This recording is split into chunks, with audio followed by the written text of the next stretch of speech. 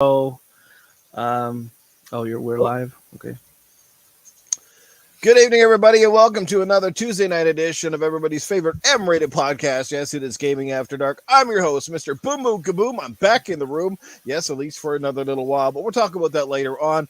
Welcoming back once again my amazing co-panel member, Titan Drago, is in the house. What's up, everyone? Good to see everyone out in the chat tonight. Speaking of getting in the chat, I need to log myself into that damn chat. Take your time, my friend. Take your time. We're going to announce our next guest, a special guest this week who, how could I refuse not sending the invitation when he basically put a tweet out on Twitter that said, I have a little dream of mine, and that's to be on certain podcasts, and he included me in one of them. And how can you not want to bring someone on that, puts you up in that high esteem to come on your podcast? So here he is. We know him as Draconius or Darren, and he is here with us tonight. Welcome to your first time appearance on Gaming After Dark. Thank you, Noof. Hiya, Titan. I'm very pleased to be here. Let's get the show started. Yes, we will. Look at that. He cuts right to the chase. I have no long interest from this guy. He's right into it. Okay. But speaking of something that can take a little bit long, we have an amazing crowd in the chat as always. First up is the one and only super supporter, Doggy Dog 420. Doggy had one of the topics tonight is we're going to talk about that Sonic the Hedgehog special console that Xbox is giving away. Most importantly, the interesting controllers it comes with. And Doggy had this to say earlier. He said, if PlayStation had a furry controller, you'd have to shave that bitch before you blow it. Great one from Doggy Dog, made me laugh. Had to read that out. And then he comes in with a super chat here. Let me just get to that right away. Where the hell did it go? Here we go. A Doggy Dog, $1.99. Noof, we love you. Well, we love you right back, Doggy Dog. Glad to see you here. We got some other amazing people in the house tonight, including we've got Casket Repairs hanging out with us. We've got the one and only Dreadpool. What is happening? We have got in the house Darth Praxis in the house. What's going on, brother? Good to see you. We've got, what else we got going on here? Draven Nero is hanging out with us tonight. Toolman55. What's happening, Toolman? Good to see you there as well. And we got Crazy Greek Dude. What's going on, Crazy?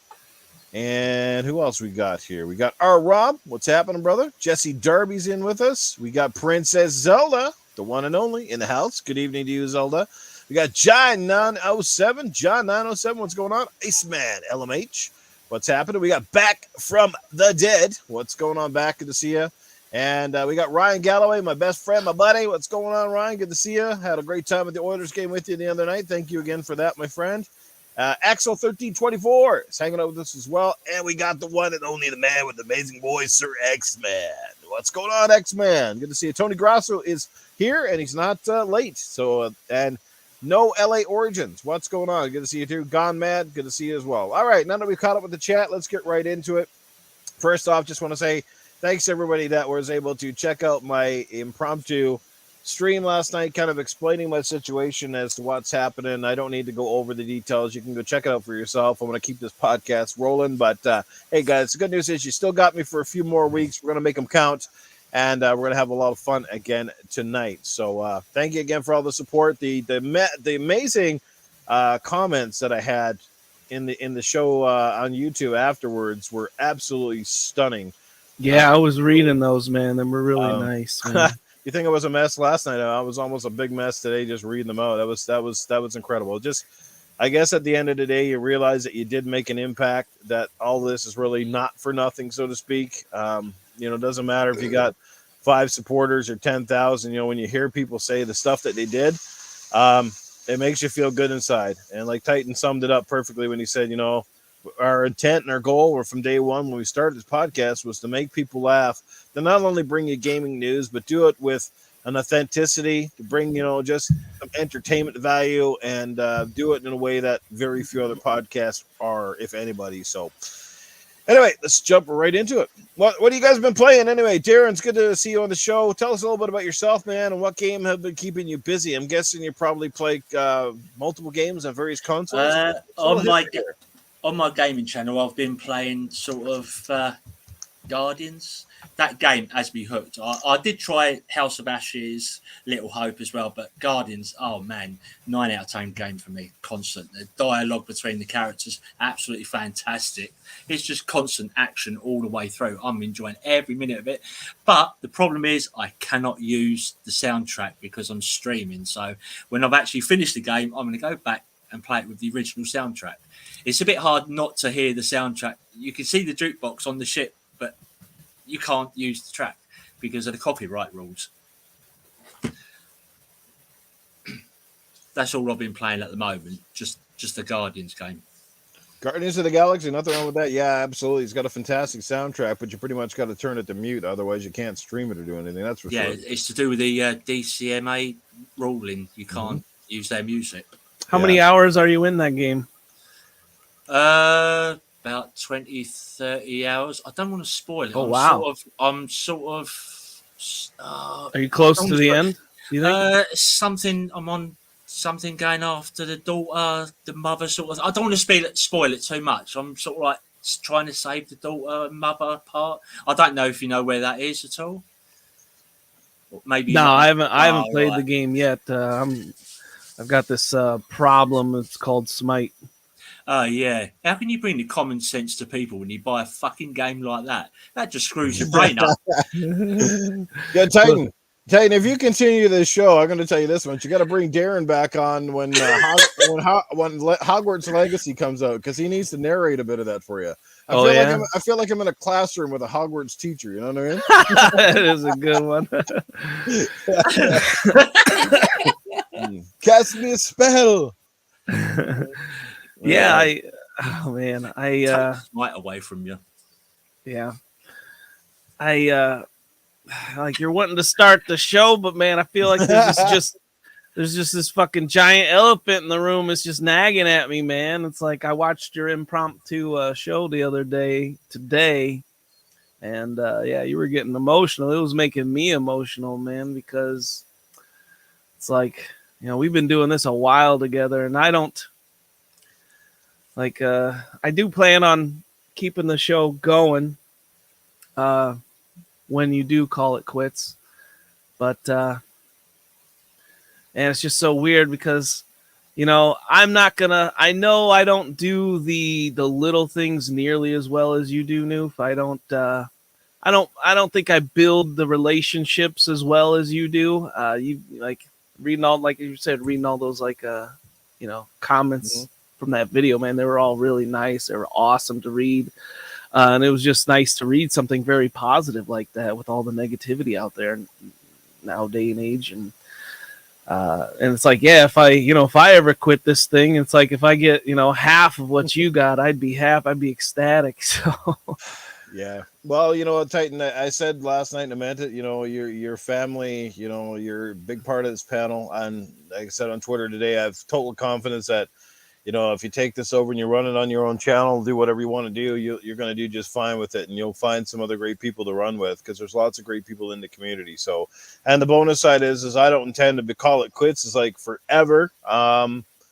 It's could be a few months. It could be a year. I got a few things in order, and then we'll see. I'll reevaluate things and see if there's still room for old boom boom kaboom in the community. And people welcome me back with open arms, I'll come. But if nobody wants me, then I'll stay aside and do other things. Well, here's the biggest part, right? It's like I don't develop a whole lot of relationships. I don't like most of the people in this world. So the people that I do like, when they go away, it kind of hits hard, and it just sucks. It's really an end of an era, or at least a long pause on it. You know what I mean? So.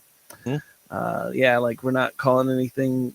It just sucks, man, because we just have so much fun here week in and week out, and I look forward to it. And I remember when I first started the show, I was always like, I always said, and I think I tweeted it out back in the day when I first started. I always said I'm gonna make it my goal to make this show blow up, and I can't help but to feel like I failed in one way, shape, or another, or whatever. You always, what I'm saying, when you look back at things, you always feel like you could have done more or something, or done something different.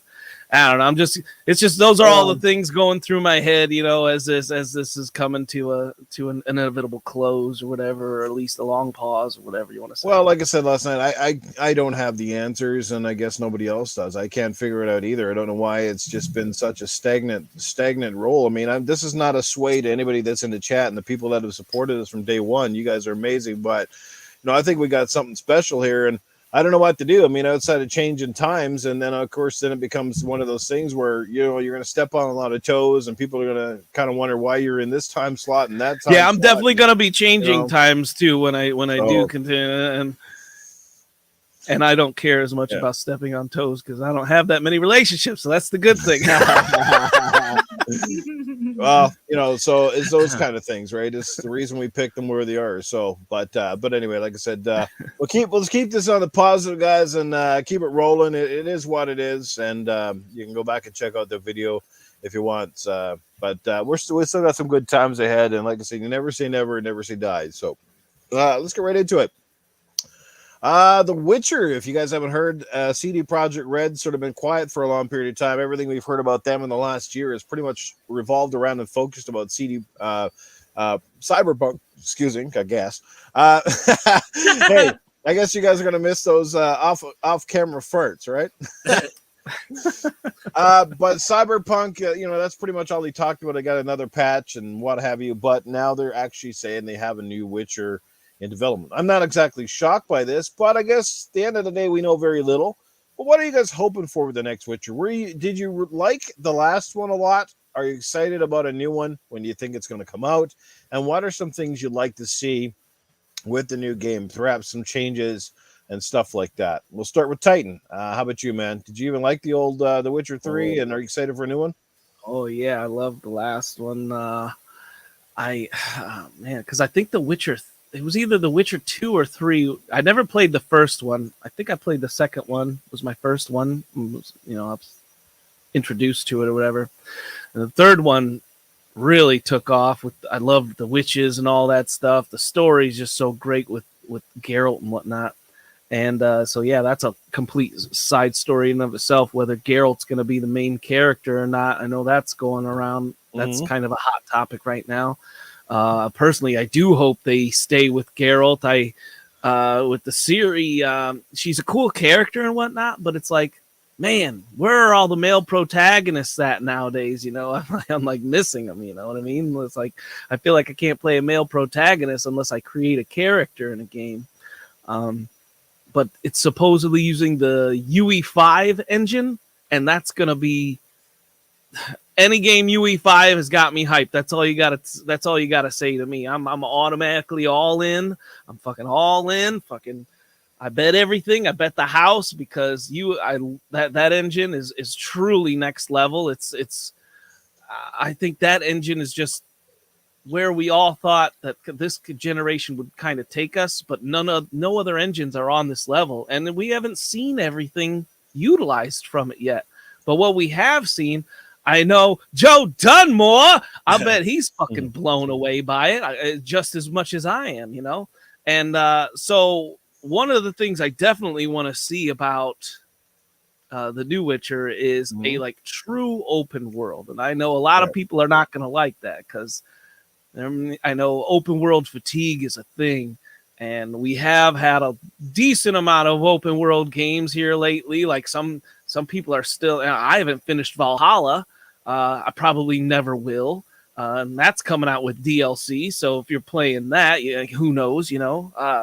But I don't know. I can't help but to go towards that open world. Like a Witcher in the open world, look the fuck out. You know what I mean? That's fucking badass. Like that kind of takes me back to like Morrowind days or something like that. When you could build yourself up to just this godly level and nothing can touch you.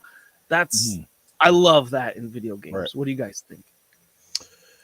Well, we're going to find out from Darren. Absolutely. I mean, you know what? One of the things that could help them speed up the bit, while I guess if they're going with a new engine, that's certainly going to slow things down. But I mean, the world's already been created. You don't necessarily have to create a whole new world for the game. Like in terms of the environment, you could basically use the environment as there and craft whole new stories with the new graphics engine. You know what I mean? So you just add more polygons and better textures, higher frame rates, and just make it run. So, you know, it's not like all of a sudden The Witcher is going to take place in a spaceship or in a completely different realm. You know what I mean? So I think if they kind of did something like that, they could turn this game around fairly quickly. I still say it's probably going to be a ways out and all that stuff. But I'm going to hear what Darren has to say before I come back in on this one. Darren, how about you, man? Are you excited about the possibility of a new Witcher? And can, you know, this, if they do well, can this redeem CD Projekt Red?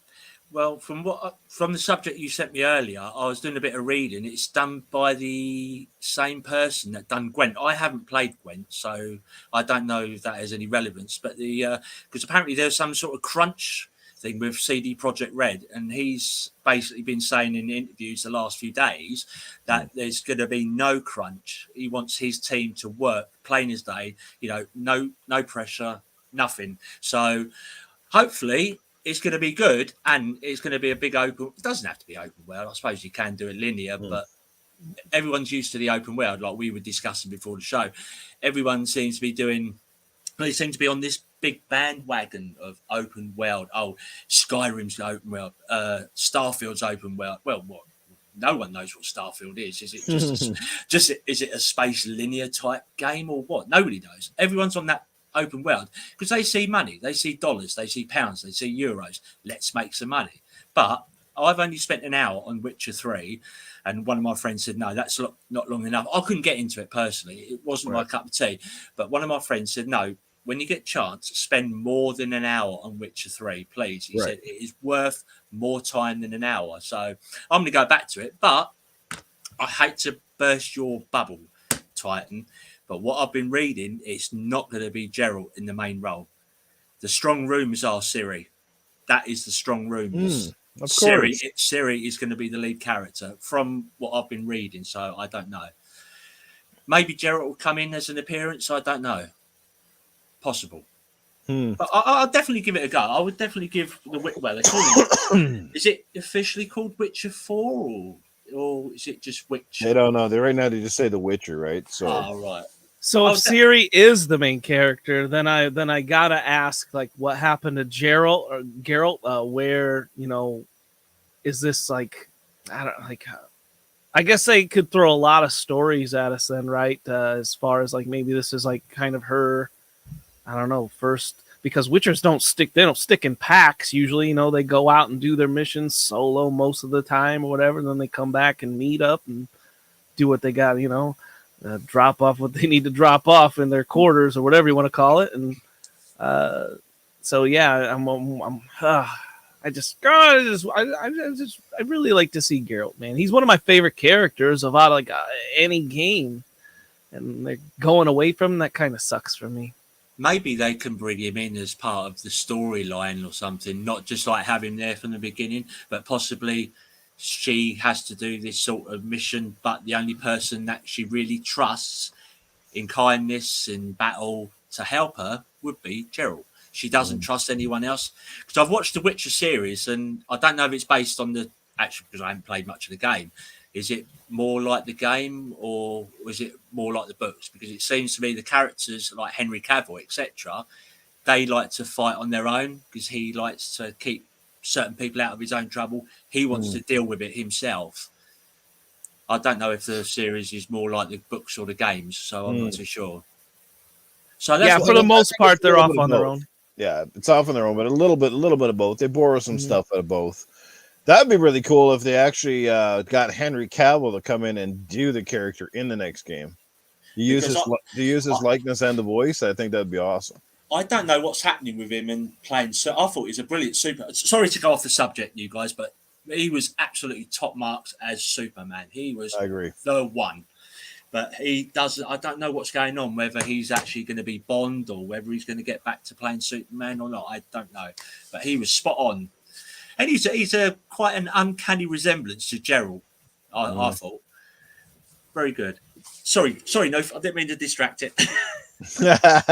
Pure Flack Monkey. What? No freaking way. A female lead character in 2022? Yeah, no, right, eh? So what is going on? Exactly. Like, there are no dudes out there now that can pick up a gun or sword anymore. Like, jeez Louise, man. I mean, Society really get has it, man. changed. I get the wokeness, man, but come on, all of a sudden every game doesn't need a girl, And on top of that, the one thing they had going before is at least the girls were fucking sexy. Now you got them covered up in fucking beach bags and shit. Like, what the fuck? Where's the little cleavage? At least they can be badass and tits hanging out. They could have Siri in like covering her tits, it's tits like a fucking leaf and like a little fig leaf or something covering down below. You know what I mean? So, yeah, and I don't give a fuck if that sounds sexist. You can take your sexist shit. You know where to hit the road. I got 4 or 5 more podcasts left, bitch. I'm going to say what I like. Let's go. Oh man, it's gonna be but new Unchained. But you didn't hear what I said. It covers the front part, but not the back. Yeah. Hey, we had big buns hanging out back in Golden Axe. Remember the girl? Like she basically had a thong on through the whole game. You know what I mean? I still remember Jane Fonda in that film. Oh, I think it's Fonda. Barbarella. Oh, Barbarella. Yeah. Now you're going way back there. You old or what? You in your 40s? I'm 49 next week. Goddamn, I knew it. See, there you go. I was going to say he's dating himself here.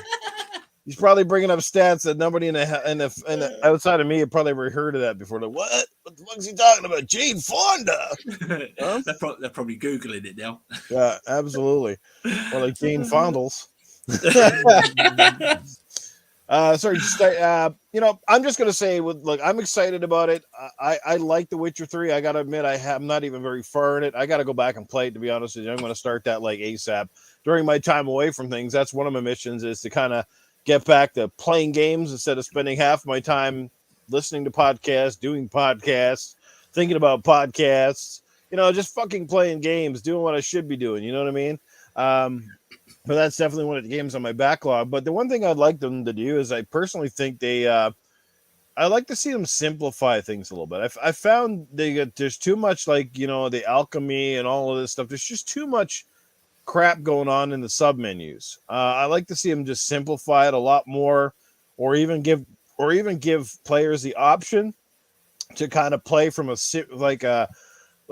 have your couple of swords, but then you don't have all of the shits, like all of the stuff that's in those menus, and trying to inventory manage, and then of course you're breaking weapons and all this kind of stuff. Like, just, maybe put a little more action in the action RPG side of things. That would make me extremely happy. Just make it a little faster, a little bit more playable. Somebody said in the chat earlier, like Suri's combat, and I agree. I do feel that Suri's combat is a little easier to get into and a little faster than Geralt's is. But obviously they're different characters and they should technically play different. You know what I mean? So, yeah. I think the word you're trying to find is convoluted. I thought that. I think that's maybe what put me off Witcher 3. It's like all the menus. It's like, oh, you need to do this button for this direction and this spell, this cast. It's too all mixed up and jumbled. Convoluted. That's the word.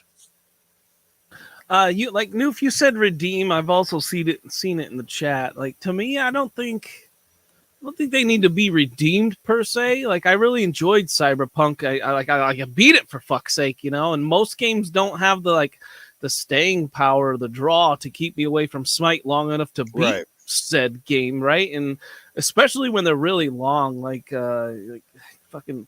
I love Assassin's Creed Valhalla, but my God, is that game too fucking long for my personal take, right? So I kind of like them. I'd rather see them kind of like, especially if it's going to be open world, like tone down the length of it, right? Like if people want to explore the whole world, that's great. I think that meets that, just being open world kind of meets that caveat for that type of player.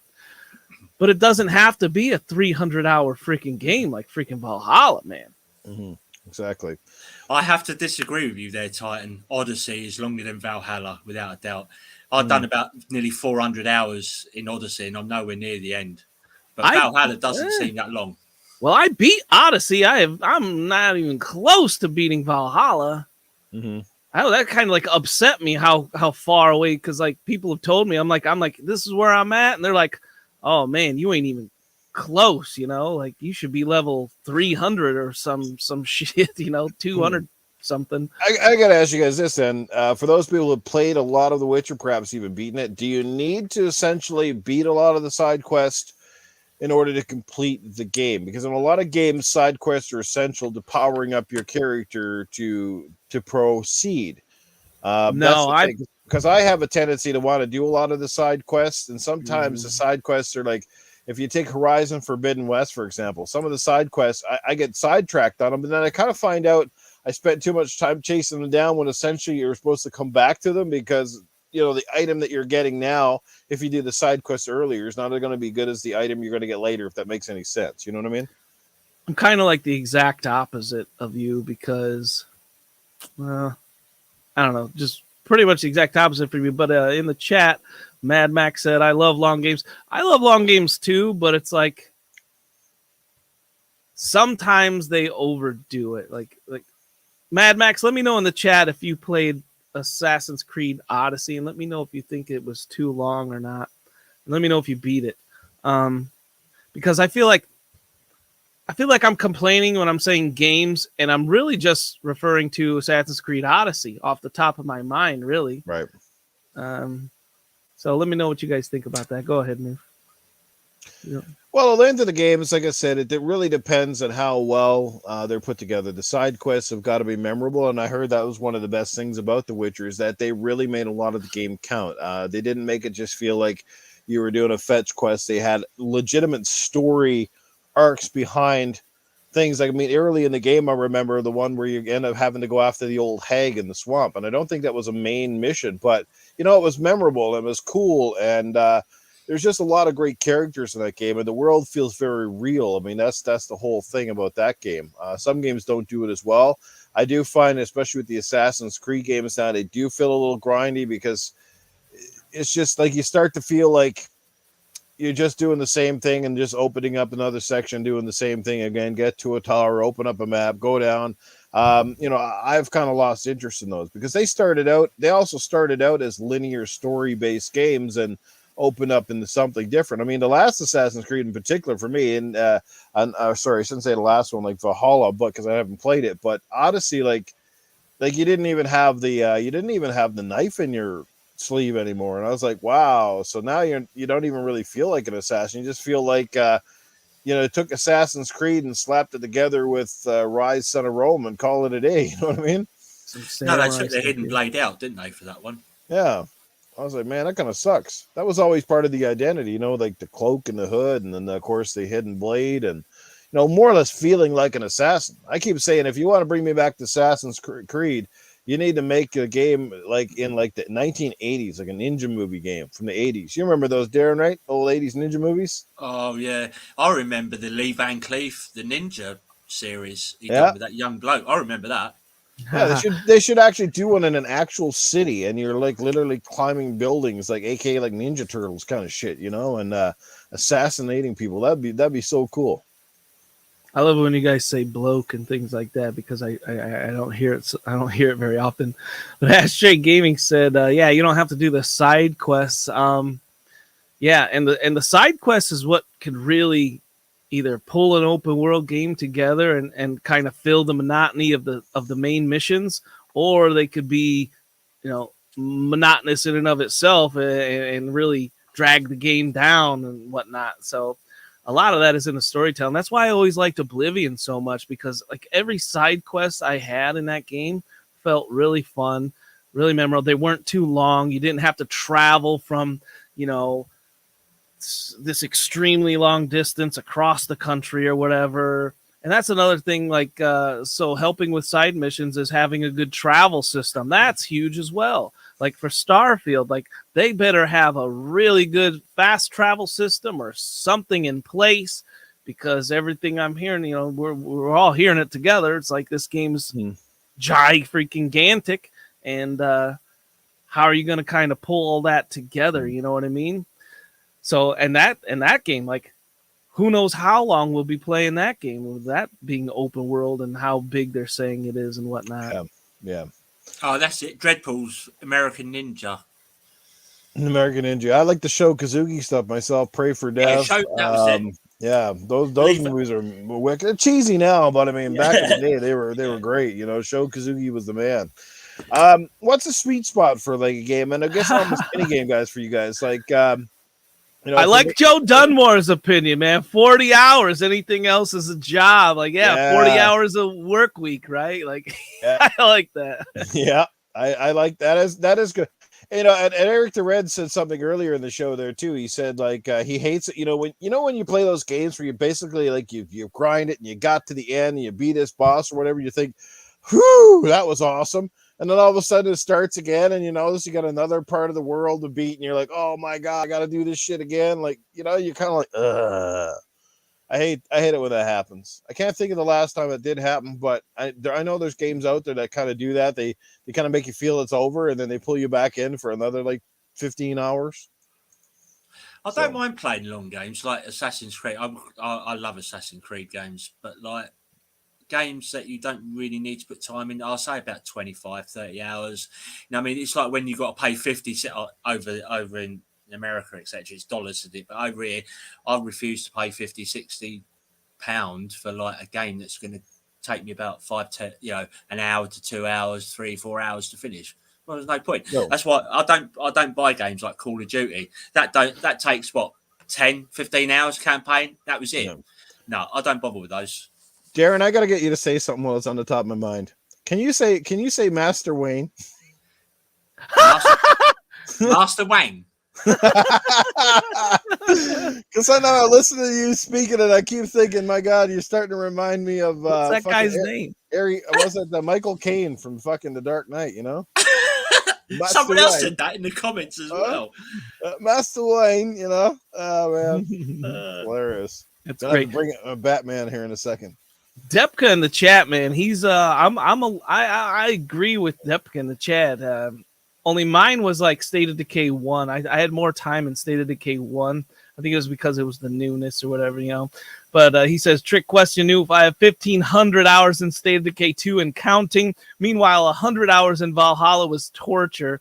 I don't think I have 100 hours in Valhalla, but I think I was, I was getting up there, and it started to feel a little daunting on myself, especially knowing that I had so far to go to even, I think when you get to a point of playing so many open world games, like I completed Far Cry 5, and that took me bloody ages to finish. After that, I thought, no, you know what? I'm not touching any more open world games for a few months, and I didn't. I just had burnout. So I played, I think it was Far Cry 4 before that, and then I did number 3 as well. So it was literally bang, bang, bang, one after the other. I completed them, and after 5, that was it. I was done. No more. I've got to step away from open world games. It's like a burnout. Actually, now I can think of one of the last games that kind of did that to me, and it was The Last of Us Part 2. Kind of feel like I ended the game, and then all of a sudden I had to go to this other island and find fucking Abby. I was like, what the hell is going on here? Yeah. I was playing that game. I bought it and everything, started playing it. It was my fault, yes. It wasn't your podcast. It was on another podcast just after the game came out. Mm-hmm. I started talking about it, and I thought, hold on a minute, they haven't said nothing about spoilers. I thought, right, I'll carry on listening. Oh God, fuck me! They went and spoiled the ending, the middle. I thought, but I thought, for fuck's sake, could have put the word spoilers. Please press mute now. But they literally went through the middle and the end of the game. So I didn't even fucking play. I haven't even gone back to the game since I bought the damn thing. I thought, fuck it, I can't be bothered. I know what's going to happen now. So that's a great question. Since we're on it, I was just this top of my mind. So for you guys with movies and games and spoilers, when do you think it's ample time to actually sort of let the cat out of the bag, so to speak? Do you think it's like 3 months, 6 months, perhaps a year, perhaps like 2 weeks? Because honestly, if you don't know what's going on in the game after 6 fucking months, then dude's like, you're probably not that interested in the game to begin with. You know what I mean? Yeah, I think anything less than 3 months, like don't even talk about it if it's before 3 months, because some people don't get it right away, right? And then life. Movie wise, 3 months is good because usually 3 months is about how long it takes for the theatrical version to come on DVD, Blu-ray, or digital. I think Yes. I think the 6 month time frame, but like even at 6 months, I feel like you do have to, like what Darren said, you have to throw a spoil alert out there. Throw the freaking, give them a warning, give them a warning flag before you lay down the sauce on them or whatever, before you lay the smack down and ruin someone's time. That's what I mean. I haven't seen the new Spider-Man. I know that's out. I think it's actually coming out next week on Blu-ray. The new Spider-Man film.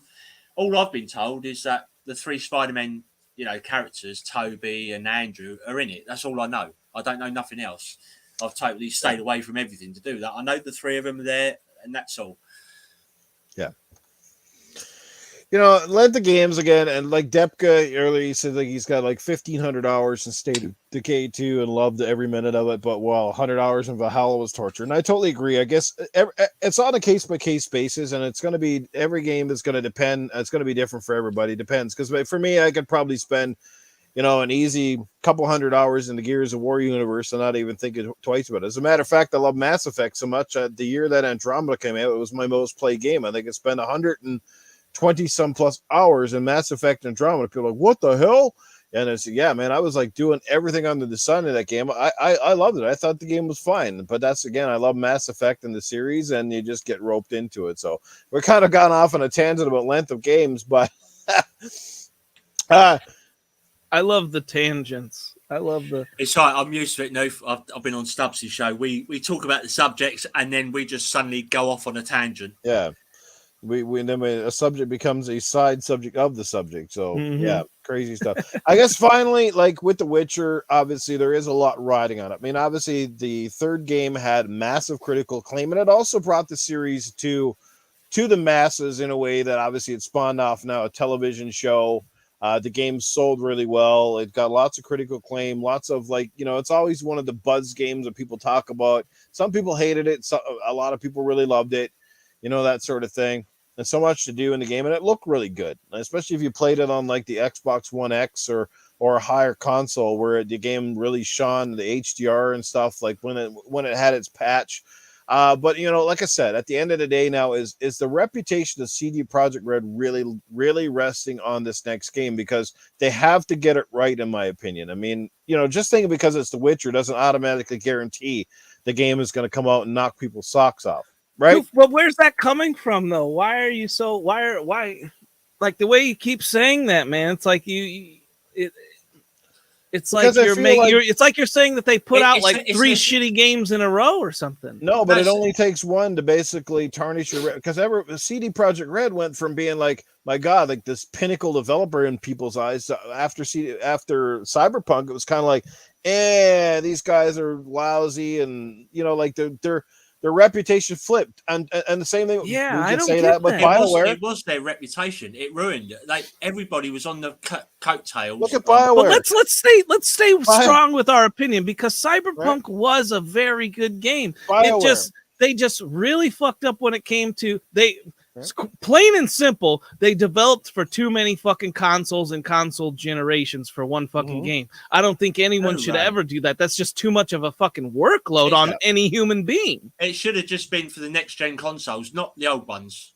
I said that from the beginning. Problem is, it went on in their window, like they had to release it for both of them.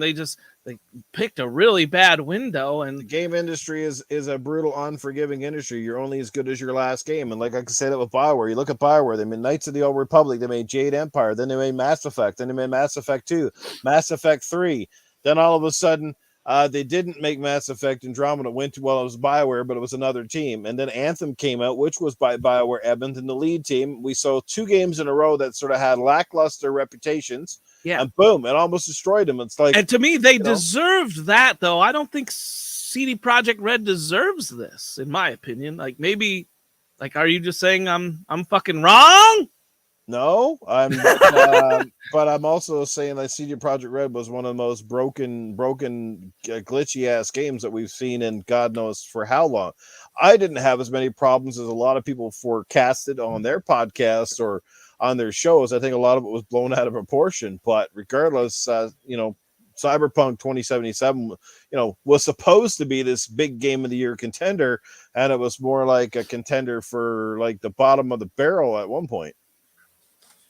I did buy Cyberpunk when it first came out for the Xbox One, and I had so many bugs. And then like I was trying to listen to their website. Oh, when are you going to bring a next gen update out? And they said, don't know. And so I thought, fuck this. I'm just going to trade the game in. So I went and got rid of it. And then lo and behold, about a few months ago, everyone, like I think it was people from Gaming Beyond the Box, Bomber, etc., and I think you Titan as well, were tweeting, "Oh yeah, next gen updates out now." I thought, "Oh, you motherfuckers!"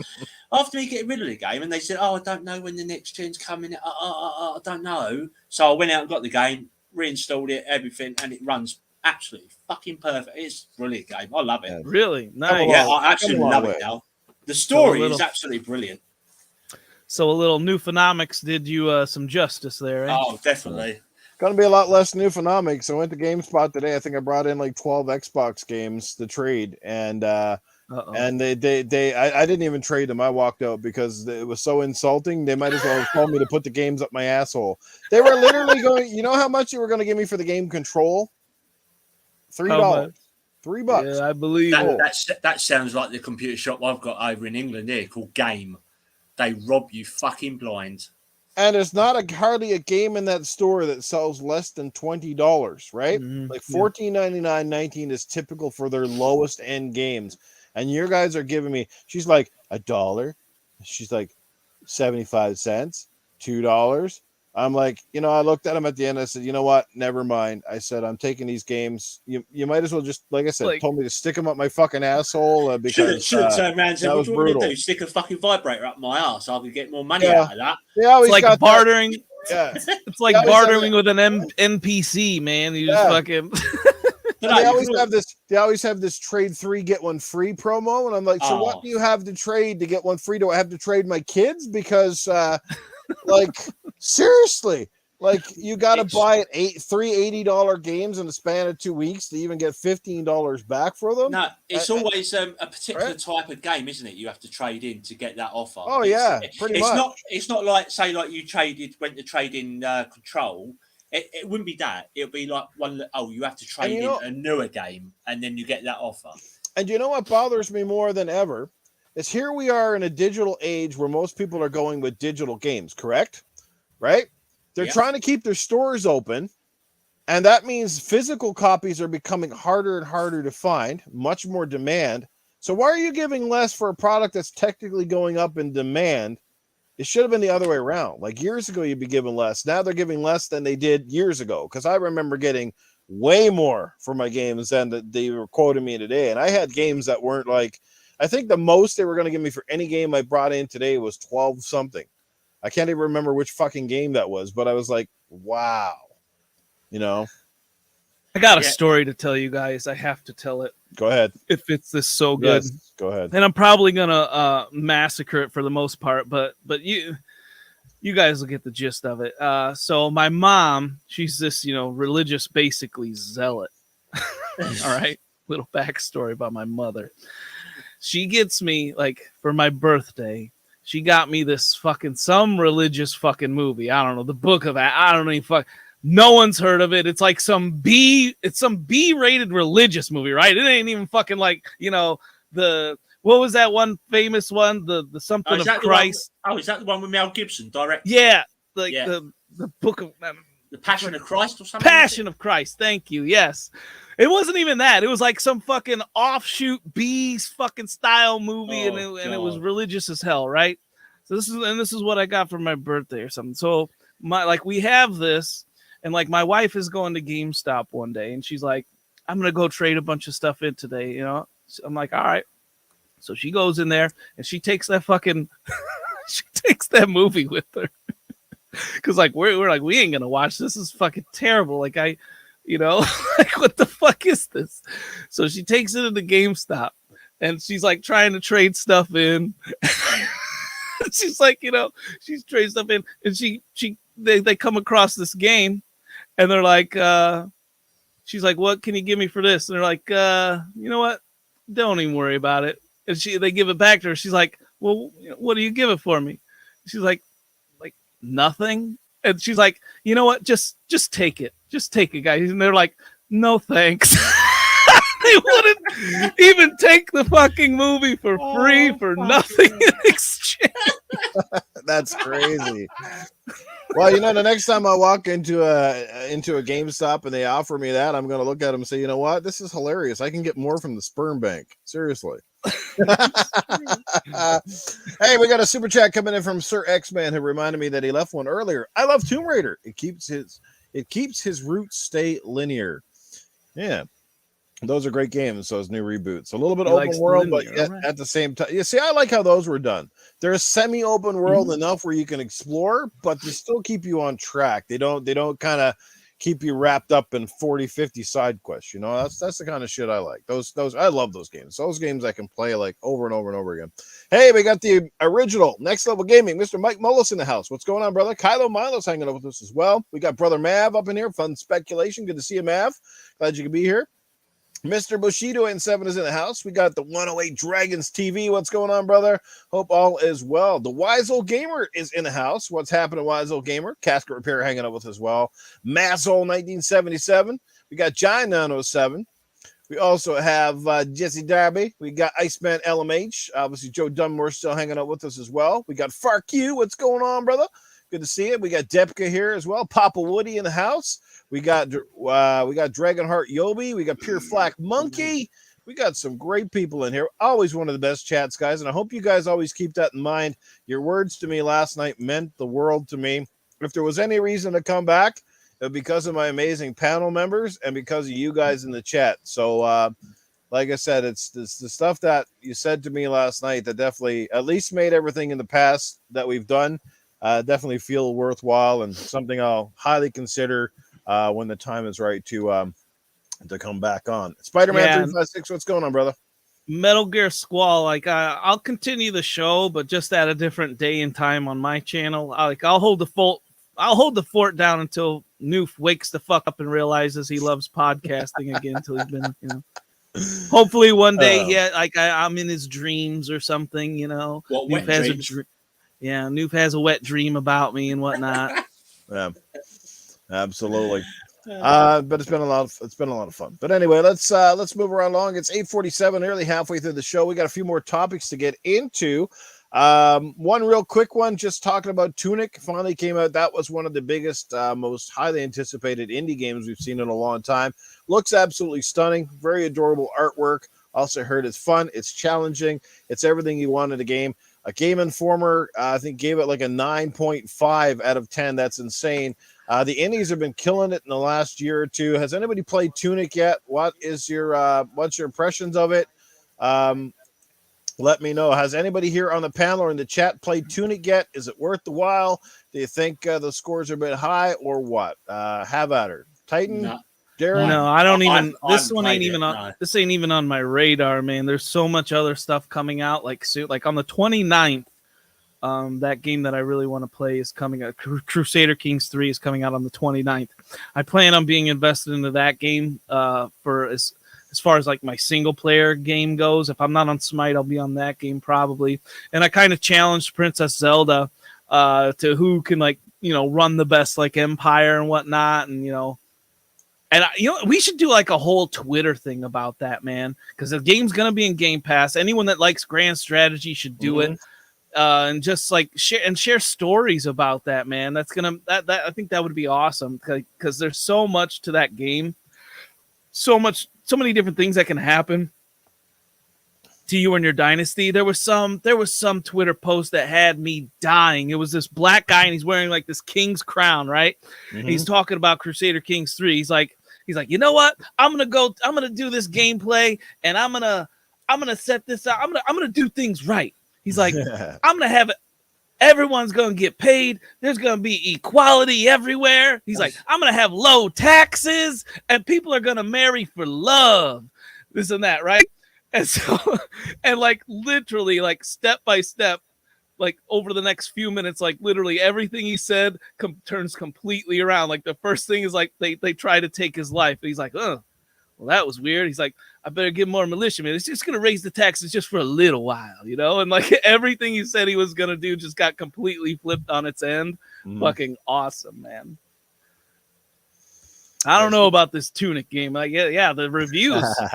impressive, right? But I don't know. I'm gonna be doing Grand It's on Strat. Game Pass, man. So either which way you can go try it out, and I think that's the hope. Hopefully, it does really well through Game Pass, and people do give it a try. I mean, especially considering I think it was made literally by one guy. So if you like the old Studio 3D top-down Legend of Zelda games, that's the closest I can think that it certainly looks and plays a lot like that, and I think that's what people are essentially hoping for. So I'm definitely going to give it a chance when I get the time, but that's part of the reason. I was just trying to get the time. Tunic is the fucking reason you're leaving fucking podcasting. I hate that fucking game. Is that what it is? No, I thought I was just getting tired of you talking about Smite. I can't handle another episode of Smite up in there. I gotta leave this shit. I take it back. I'd rather watch paint dry than fucking play that Smite. I take it back. The Wiseau Gamer, he drops $2 in the super chat. Don't come back at Noof Nukem. Come forward. And then we got our good friend, Mr. Lemon, 108 Dragons TV, dropping $5. Says, man, just got back from Miami. Shout out to the panel. You will be missed. P.S. Don't buy airport food. It almost killed me for a lot of money. Big up to Yobi. Yeah, it was good to see you guys hanging out. Lemon, looks like you guys had a ton of fun down in Miami. I love the video where you had the drink in your hand the whole time. I was wondering if you're going to tip over on that one because you look kind of like a little drunk, but I'm sure you were celebrating your birthday. But good to have you back safe and sound. Did somebody just fart? I think that was Darren, man. No, not me. I was going to say that would be awesome if someone actually dropped one besides me for a change. I did. I was trying to cover up my mic. I thought no one's going to win this. Whose ass is so loose he didn't even know if he did it or not. There you go, Titan. I think you found your extra panel member when you need one. A guy who works on the show. I was trying to cover up my mic at the same time. I thought, no one's going to win this. No one's going to win this one. Oh, man. Good stuff right there. There you go, guys. Somebody dropping bombs that isn't named Noof Nukem. We need the goodbye farts. Yeah, I'll make sure I eat like a load of beans and chicken before that final podcast. We shit myself the whole show. Yeah, man. Yes. That was clean compared to what Noof usually does, man.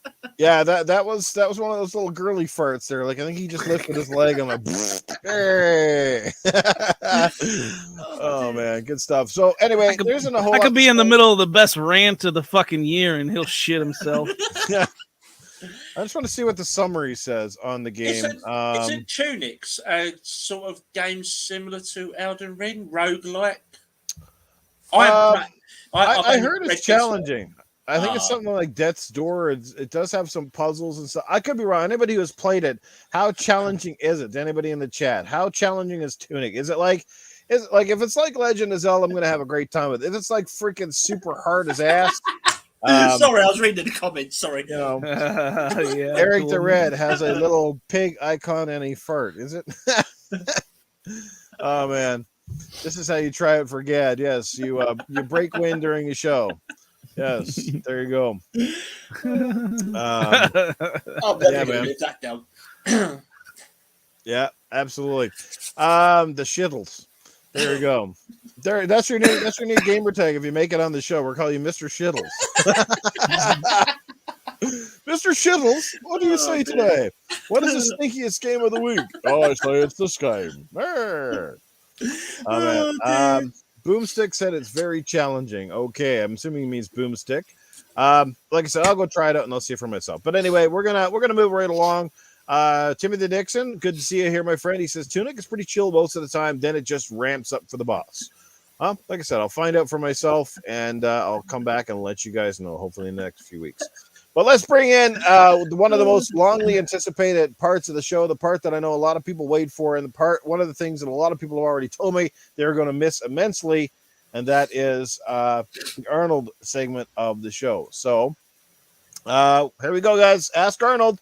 Get your questions ready. We'll start with the panel, our esteemed guest, and anyone in the chat. If you got a question for Arnold, and you guys bear with me, my voice might be a little off tonight because I think last night Safe House Sam took the damn good out of me. My throat's been rough all day, so yeah, I might struggle tonight. So anyway, if you got a question, have at it. I've got a question for Arnie. Go ahead. What was it like on the Expendables set with Bruce Willis and Sylvester Stallone? Well, I can honestly tell you this: with Sylvester Stallone, I've done a lot of different films with him. You know, we got a great camaraderie. I could totally understand it, and I didn't mind it. But Bruce Willis, the guy is a washed up old hag. I couldn't deal with him anymore. That's why he's only been in a couple of the movies. You know, he thinks he's all sexy and stuff. You know what? He should go back to doing television when he was back on Moonlighting and all that crap. You know, you bald-headed bastard, your movie career is washed up. Honest to God, I've got ballsack here that's could be better in the movies than you. So don't come back to more Expendables. What you want to do is go to an old person's home and wear your Dependables. All right. Any more questions? Anybody in the chat? Yeah, Arnie, Noob said his goodbye in a video, and I know you always say, I will be back, but how do you, what I want to know is, how do you say goodbye? How do I say goodbye? I leave them pregnant on the doorstep. That's how I say goodbye. You know what? What you got to do? You got to become the inseminator before you become the Terminator. Then you leave them there. That's what you got to do. Okay? That's how you say goodbye. But the only problem with that is then 18 years later, they're coming to you on your doorstep with an illegitimate bastard and they want your money. So always just be very careful what you do. There you go. Don't touch it with a 10-foot pole if you lose control. Let's do it. The inseminator. We do have a super chat. Yeah, this one's a little touchy. I'm going to read it anyway. Wise old gamer, I have a Ukrainian couple living with me. The fart made them run for cover. Yeah. I laugh more, but under the circumstances, running for cover right now for any Ukrainian family is not a very cool thing. I'm pretty sure that Ukrainian family's trying to get back to Ukraine after living with Wise for a day or two. No shit, eh? We got one from the Wise. Hey, Arnold, how do you feel about Tunic, not the indie game? That's one of the nickname of foreskin is a Tunic. Roll it back, tune it in, tune it out. That's what my foreskin's on about. Open your legs, spread them wide. I'm going to give it to you in one good stride. Terminator, Inseminator. We're going to do it real hard. Do it later. Come on, bring me a juice, because I am ready. I am the big-ass caboose. Hey, Arnold Nuke drives a Suzuki. What do you? No, Nuf Nukem, it's got a Kawasaki. That all sound to me, Kawasaki, Suzuki, Honda. That's the only Japanese that I can speak. Honda, Suzuki, Kawasaki, Yamamoto, Kawabunga, whatever. Hey, Arnold, why don't you just replace Noof? No, there's no replacing Noof because there's only room for one idiot around here. That's Noof Nukem. He's the biggest idiot that I've known. I want them to have him on the podcast. Yeah, you're going to have to do without his stinky ass farts for a while and all that other crap, but that's okay. He'll probably come back eventually. He'll come back when he's either broke, he's super fat. I don't know what he's going to do. Maybe he'll come back when his life leaves him. He'll have nothing else better to do. But in the meantime, just enjoy the rest of the shows. I'm still going to be around for a while here. Looks like we got a question for Safe House already, but we're not at the Safe House segment yet. Didn't know Arnie was a rapper. Any more questions for Arnold? We'll take one more. Anyone? And in the chat?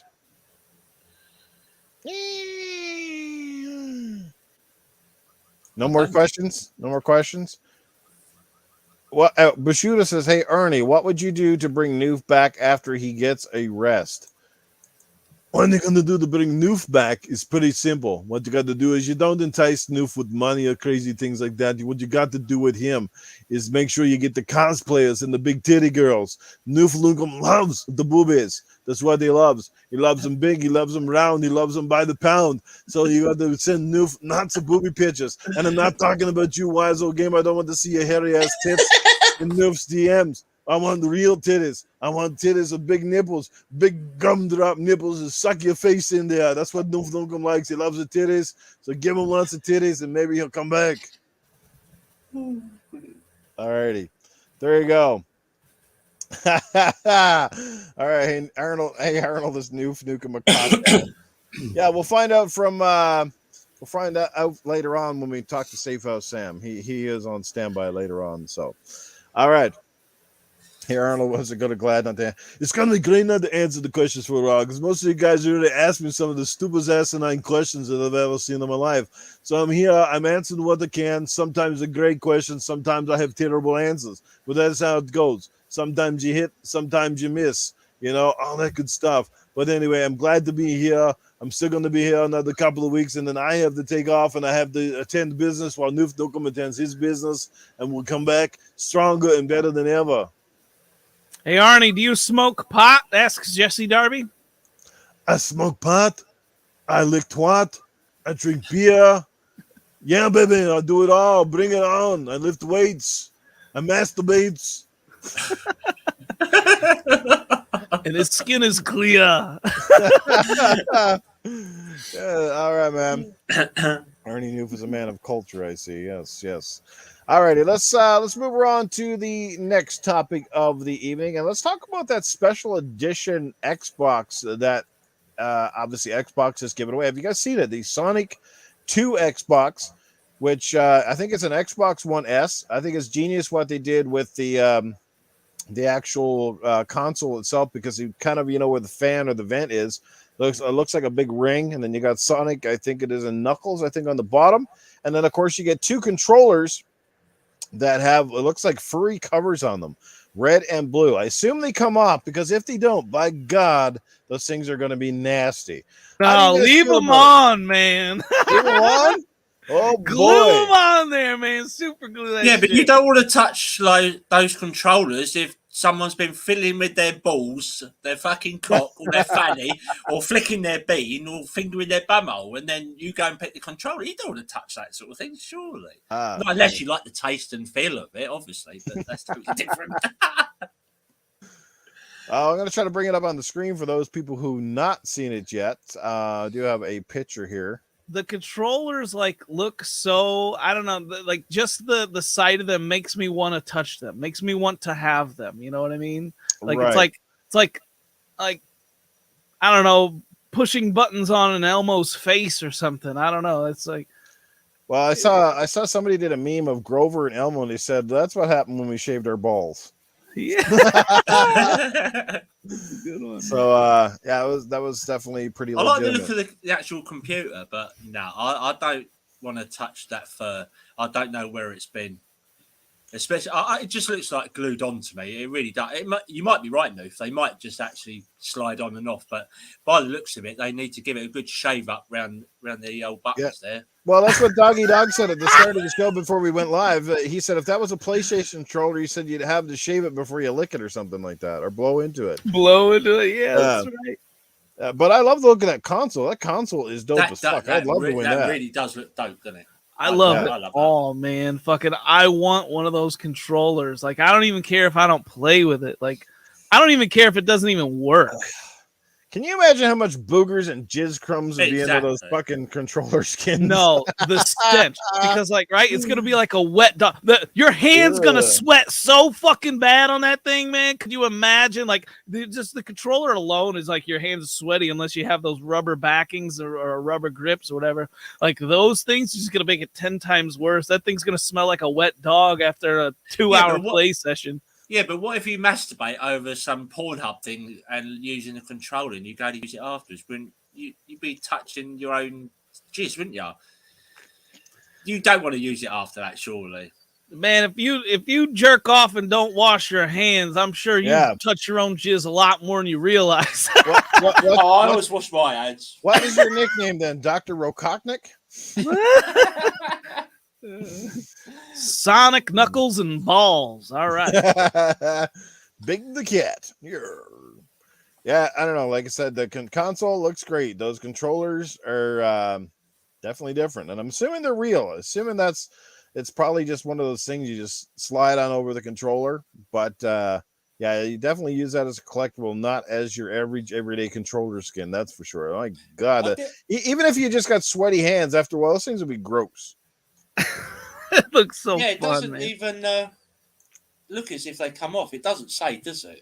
Just basically the picture's there. It doesn't say whether you can slide them on or off. Well, I'm used to sliding things on. That's a different subject, but you can't even see properly, can you? No, like I said, it looks like they're probably just slip on fuzzy warmers. You know what I mean? I'm just waiting for the person to like, shave their balls and tape it to the controller, and then come out with a brown version or a black version of those. Yeah. You know what? You could actually cut those bits off and use them as a fucking merkin. You know what a merkin is? Like a different coloured. Yeah. I can't say that I do. A merkin is where you have your fanny and pubic hairs fucking like designed different colours and different styles.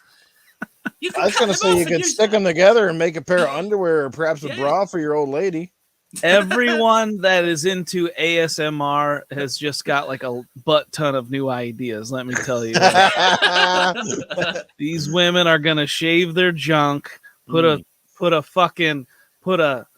runway on a controller and sell it for $1,000, and all they did was shave their junk. Oh boy! Mind you, you can always cut the that's the new use it as a willy warmer. That's going to be the new selling ideal from Amaranth. She's probably going to shave her pubes and wrap them around an Xbox controller, and that's what she'll be selling. But if it gets too cold, you could shave them off and use them as a willy warmer, couldn't you? Pubic hair socks. That'll be the next fucking big thing. Oh, God. Yeah. My God. Okay, we got a super chat coming in from our good friend, Sir X-Man. Would not want to buy that controller off a scalper. Nope, definitely not. Yee. I wonder if they're going to be available in the stores, those fucking things. Hot damn. All right. Yeah, the pube controller. Yes, there you go. Grover and Elmo right there, guys. When they entered puberty, that's what happened to them. All right. Anyway, let's move right along, shall we? Let's get right into the next topics of the evening. Pardon me. There is a new Ghostbusters game coming out. I don't know if you saw this. A little bit surprising because I hadn't heard of anything coming out. It is called Ghostbusters Spirits Unleashed. It's a 4v1 asymmetrical multiplayer game, and it comes out courtesy of Illfonic, the guys who made, I think they're known for making, let me just see what it is. They made the Friday the 13th Friday the 13th, and they made the Predators game for the PlayStation. Absolutely.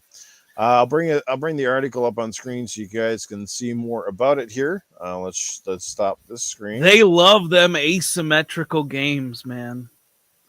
They can design asymmetrical games, but you know what they need to improve upon? Illfonic is terrible with like the quality of the gameplay. Like frames per second dropping is really bad with them. I remember trying to get Dealer to play a freaking Friday the 13th game. I loved Friday the 13th. That was like one of the funniest fucking games I've ever played, and it was cool, and it was like nerve-wracking. It hit all the right buttons for me, and I like asymmetrical multiplayer games, where it's like 5 humans versus 1, and one guy's a beast or whatnot. And like this Ghostbusters, man, that's another cool setup for that. Like, who are you going to be as the main antagonist? You know what I mean? Let's take a look at the Spirits Unleashed official reveal trailer. So let's take a look at it right now, guys. After this ad, of course. Introducing the new Infiniti QX60. Take on life in style. Noof Nukem's last show is brought to you by Subaru. All right, well, here we go, guys. Can you hear the audios? Are too loud? Yeah, we saved the world a few times. But between that, we provided a needed service to the masses. That's where you come in. We're passing the torch, or better yet, passing the particle thrower, giving you the tools. Now let's see if you have the talent. Something strange. Keep your head up and your equipment charged.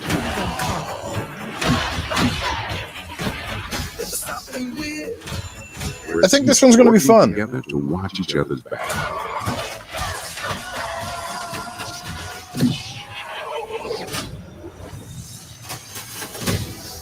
Now, I know you're still a Ghostbusting trainee, but there's much more here than meets the eye. Take a look at this. You have the chance to see firsthand what exists on the other side. Catching ghosts is only the half of it.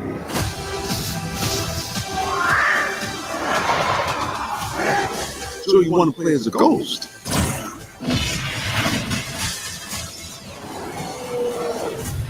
I'd like to see you try to take on my team.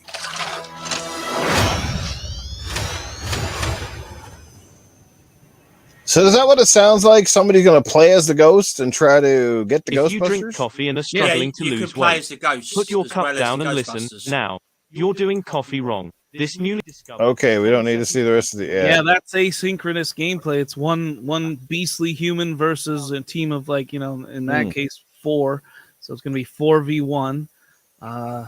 Yeah, that those games open up for a lot of like potential microtransactions. Illfonic hasn't been too bad on it though. I remember from playing the Friday the 13th. I remember everything being unlockable as you played through it. I remember, maybe I'm wrong about it because it's been a while, but I'm pretty sure I unlocked every skin for Jason. But that's huge. Like those things like that, you usually got to pay to be, you know, the new monster on the block or whatever they come up with next. Yep. So it looks like they start you out with like that one. That one looks bogus. That one looks like just some you know, cheap monster they put together. So that's like the first one you're going to start with. And then I'm sure you upgrade to like the Slimer and that other 4-armed red monster beast or whatever. And they usually have different abilities and whatnot. So yeah, that does look a lot of fun. Yeah, no, it looks pretty good. I mean, I wouldn't say high hopes because, like I said, it is Illfonic, and they're both of their last 2 games haven't been extremely well received. Friday the 13th had a lot of issues, although a lot of people that did like it did play it quite a bit and had fun with it. And then, of course, Predator's Hunting Grounds was an exclusive for the PlayStation 4, and it came out to very lackluster reviews. Definitely had a lot of things wrong with it, and people forgot about it as quickly as it come out. So let's have higher hopes that they can capitalize on a big franchise like Ghostbusters while it's kind of riding a sort of a resurgence in popularity, largely thanks to the movie. Let me catch up with some super chats here real quick before we move along. And shout out to Xbot448. What's going on? Yes, we are what's going on. Good to see you in the chat. Tony Grosso, good to see you as well. So we got Jujitsu50. He's dropping $9.99. And he says, you will be missed for the time you're gone. I love the show. Well, we love you guys too, Jiu-Jitsu. Thanks for that amazing super chat. And thanks for your kind words to me in some of the DMs and stuff earlier today. It really means the world to me. And if I'm coming back at all, trust me, it'll come back to be with you guys again. The Wise Old Gamer, he drops another $2 in the chat. Says, hey, put the thick bikini chick back on. All right. Anyway. My problem with Illfonic is, man, and this can be the death of a lot of developing companies. Like with all their games, they use all these licenses in all their games, and that cuts back on their profits big time. Who was that story? What was that company that made The Wolf Among Us 2, and then they did Say that again? Telltale. Yeah, Telltale. Like, they went under for a while because of all the licenses they've used in their games. Right. And they were really successful. So that when they always use all these licenses, that always makes me nervous. I think the problem with Telltale, though, was the fact that they struck, when they came out, it was very original, right? And of course, they capitalized on a massive show that was extremely popular, The Walking Dead, and they hit it off. But then they overdid it. They went to the well one too many times. People, first of all, they got tired of the episodic content and kind of waiting. At first, it was a novelty thing because you could try a part of the game, at least the first chapter, see if you liked the game, and it did. And it worked. Like I said, it worked with The Walking Dead because it was a popular franchise and people went in. But then, of course, I mean, how many games did they have out there? They have 4 or 5 Walking Dead games. Then they had The Wolf Among Us. Then they had the Borderlands. And they had, 2 Batman games. Minecraft as well. And Minecraft, and they did this all within the course of several years. And people there was so many other great games. They're just like, yeah, we're kind of done with the formula. There isn't a lot of longevity in those games either. Most of those games, you play them once, you get all the achievements, and you're kind of done with them. So, the writing was on the wall, and I can't believe that somebody at their studio was kind of stupid enough to kind of not see it long before it happened. Having licenses is great, but if you don't have but you can't oversaturate your market, and that's what kind of happened with those guys. But it's good to see that they're back. They got the Wolf Among Us 2 coming out, which is probably one of their most critically acclaimed games that they have and one that people are looking forward to. So let's hope that, you know, they can continue on, but just not overdo it this time, and make one fucking game. Like, just put it all together so we can play it from start to finish and not wait 3 friggin' months for an episode. Because that was the thing. You literally sat there for months going. So by the time you got the second part, you kind of forgot about what the fuck you did in the first part. You know what I mean? So it was a lot of things. Oh, they did the Batman one as well, didn't they? Yeah, they did 2 Batmans. Yeah, Batman. That's and then right, the Batman something within, enemy within, or something. What for you guys in Ghostbusters though? Like, what has been? There's been a lot of Ghostbusters games after the year too. Like, some people have used the license really well. Some people have kind of used it and done not a whole lot with it. I remember my first Ghostbuster experience was actually Ghostbusters on the Sega Master System. I don't know how many of you guys ever played that version, but it was pretty good at the time. And I think the best Ghostbuster game had to be that Ghostbusters, was it the movie game or whatever that came out like right at the end of the 360 era? They just did the remaster. And it actually had the likenesses and voice talents of all the Ghostbusters before, obviously, what's his name? Harold Ramis passed away. They said essentially that was really an official sequel to Ghostbusters 1 and 2, but it was done in game form. And I thought that was pretty well done. The only missed opportunity there was not being able to play it co-op. What do you guys feel? What was the best ones, and what were some ones that perhaps just you're like, eh? I remember the old one. I think I played the same one as you, Noof. Is that where you got the 2 characters and you stand in the middle of the screen shooting your streams up? I think it was on the Spectrum 148K. I played it, possibly. Yeah, it was on various devices. Yeah, but I played it on the Master System. I haven't played the remaster though, but I'm in the process. I'm going to get the remaster because quite a few people have played it and said it's really good. So I shall have a look at that one. But the new one, I'm looking forward to it. But notice Bill Murray's not there. So it's just Dan Aykroyd and Ernie Huddleston, or whatever his name is. Yeah, correct. Yeah. Well, you know, it was apparently it was hard enough even to get Bill Murray to come back for the recent movie. He's a very difficult guy apparently to work with sometimes, and also a difficult guy to sign into projects. So who knows? He might have been just busy, but at least it was good to see Dan Aykroyd and Ernie Hudson reprise their roles. Yeah. I'll be getting it. It looks like a day one for me, that one. Mm-hmm. I'm up for come on. Who didn't want to grow up and be like a Ghostbuster? Those were the classic. The first one was the classic film of all films. I've watched it so many times. I absolutely love it. I'd love to get a proton pack and, you know, chase slime around the libraries or whatever, you know. Brilliant. Around the library. Hey, I hope they got that library bit from the film in it as well. That'd be fantastic. Yeah. I think I'm going to dress my wife up as a ghost containment unit sometime, so that way I can insert my ghost trap in there.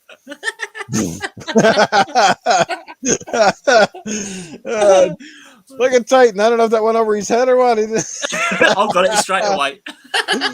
Yeah, my processing skills are starting to slow down with this Budweiser, and Darren's like, you know, accent is really fucking slowing me down here. I love it though. Dobby. I really keep picturing that motherfucker from Alfred, man. I can't stop it. He's been sitting there now for the last 30 minutes stewing on that now. I really am. Hey, we get the butler on the show. Batman, what do you think of having Alfred here? I think it's great. I love it when Alfred comes to the podcast. Yes. Darren, swear to me.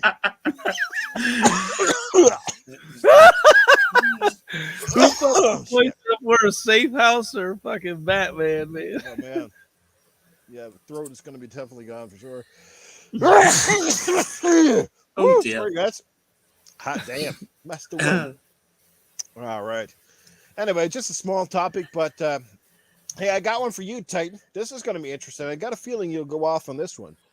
Remember that exclusive PlayStation title that everybody bragged about a while back and was only possible with the power of the super fast solid state drive of the PlayStation 5? It was called Godfall. And guess what? It's coming to Xbox courtesy of a special edition. What do you make of that, Titan?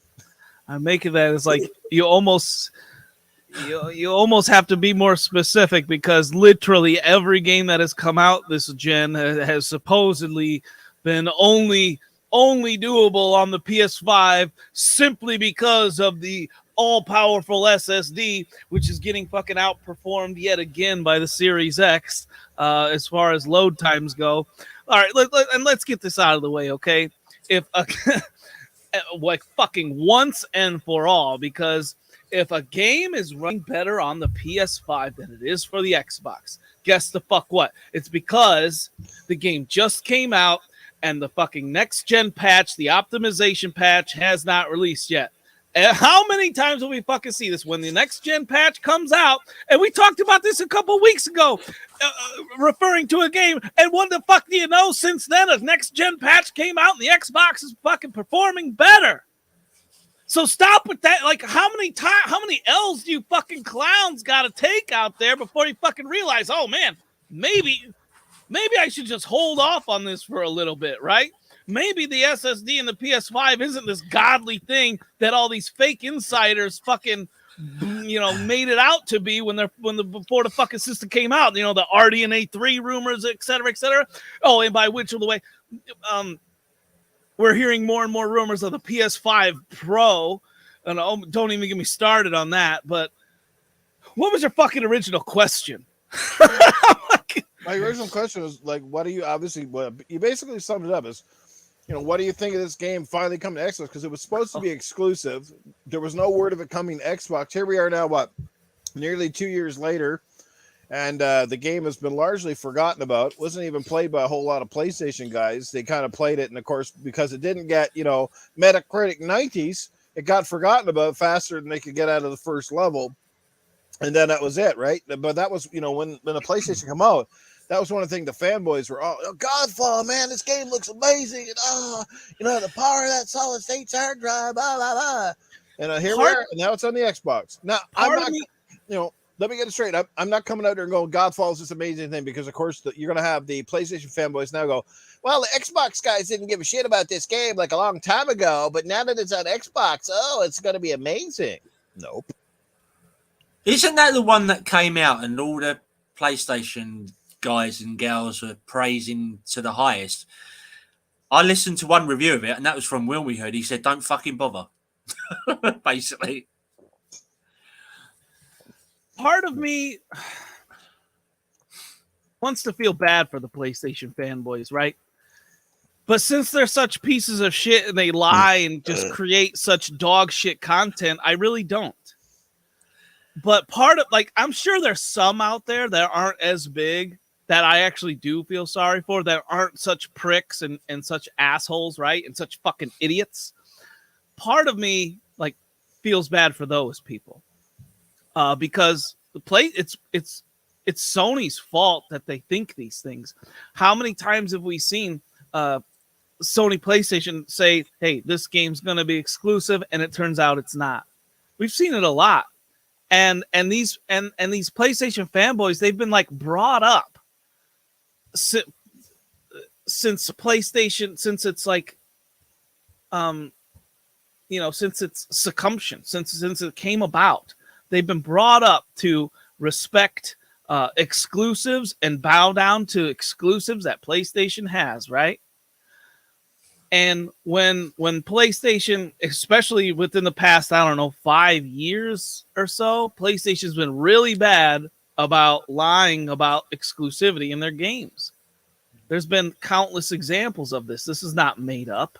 And they've gone as far as putting it on to their box consoles, their PS4s, that, there's tons of pictures out there on the internet that says Red Dead Redemption 2 was a PlayStation exclusive, right? It's just blatant lies. And this is what their company, the company that they worship or that they really like, this is what they do to them. So part of me feels bad about that. And I've said it before, PlayStation needs to be called out by somebody, by some lawmaker or someone that someone that's got the power to kind of stick it to them and not allow them to keep getting away with this, because it's just lies at this point. Now I can understand a timed exclusivity, and that's pretty much all they are nowadays anyways. PlayStation games, dealers said it for years, and it's happening. PlayStation games are going to PC, at least, right? They're that's just what's happening in the industry. They need to put their games on PC to sell more of their games, because when they put a game just on the PlayStation console, they're not making enough revenue. I shouldn't say that. They're making good revenue, but they want to there's more revenue to be made out there, right? You know what I mean? So since there's more revenue out there to be made, the only people that they're pissing off are these hardcore fucking fanboys. No one else gives a fuck, you know? You talk to a friend and they say, yeah, I want to buy a PlayStation because it's got this game and it's not on any other consoles or any other place, right? But more and more they're leaning away from that because they want to make that money in the long run. It is what it is. It's kind of simple. Like, do you feel like sorry about these guys that just kind of like their company just blatantly lies to them? Because I kind of feel, I guess I feel lucky that that Xbox is so open with its fans, that it's got its ear to the ground, that a lot of their, you know, executives and PR reps, you know, watch our Xbox centric podcasts here and there, right? And you can't say the same for PlayStation. What do you think? No, because you've got someone like Jim Line Ryan, or Smooth Dance Ryan, whatever you call him. He chop and changes his ideals straight away, doesn't he? 1 minute he says, "Oh, I don't believe in generations." Oh, within 48 hours, oh yeah, our games are going to go to PC and everything. Well, hold on a minute, didn't you just say, "Oh, Horizon Forbidden West"? No, it's only PS5. No, PS4. Oh, less than 3 days later. Oh yeah, it's coming to PS4. The new Spider-Man one. Spider-Man, yep. Only PS5. Oh, 3 days later. Oh, no, it's coming to PS4 as well. Well, with someone like that in charge, how can you distinguish? I'm glad Phil Spencer's not like him. I'll tell you. Xbox any day. He never says anything common sense. He doesn't come straight out with it. He lies, and then he has to try and backtrack himself. So, no, I meant like it is coming out on PS4 and PS5. Yeah, but you didn't say PS4 and PS5 at the time. You just said PS5. Yeah. Yes, this is the same guy that said who wants to play old games. Yeah, right. And guess what's happening when they release Spartacus or whatever it's called? Yeah. Oh, you got to pay for backward compatible games. They're charging it in their structure. Wants to play all games. We believe in generations, where every freaking game except for Ratchet and Clank's been cross-gen.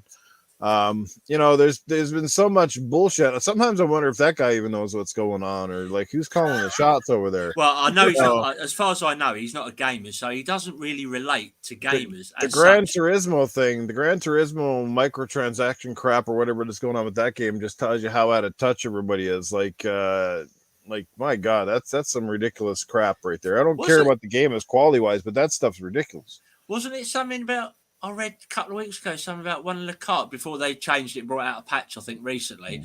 Was it one of the cars cost $30-40 in the game? $40. Yeah. Oh, that was it? Yeah. Fucking hell. Yeah, like, I mean, they have in-game credits and you get them, but the in-game credits are equivalent to that in real-world money, and the amount of time to grind to get it, especially the fact that you can't even sell your cars, which you could do in GT Sport.